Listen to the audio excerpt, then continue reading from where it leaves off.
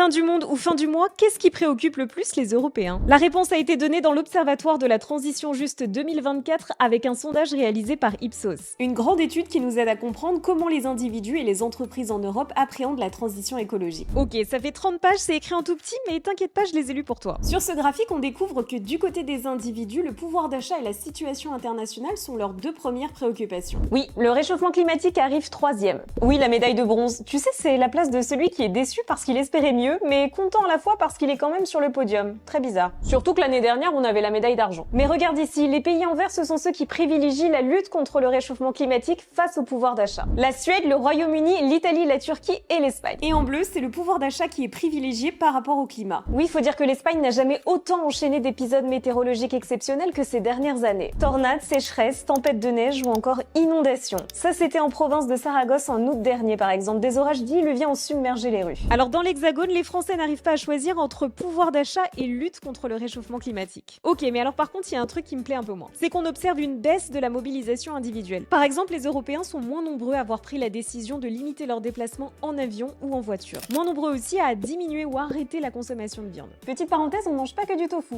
Je vous ferai goûter un jour. Mais acheter des produits de seconde main ou en faire réparer progresse plutôt bien. Plus 5 points en un an. Alors oui, les efforts qui entraînent un bénéfice économique ont plutôt la cote. Donc en fait, en résumé, les Européens ne veulent pas choisir entre fin du monde et fin du mois. L'objectif est donc d'avoir une transition écologique, certes, mais une transition juste. Et là, tu te dis, c'est quoi une transition juste? Sois patient, je t'explique ça bientôt.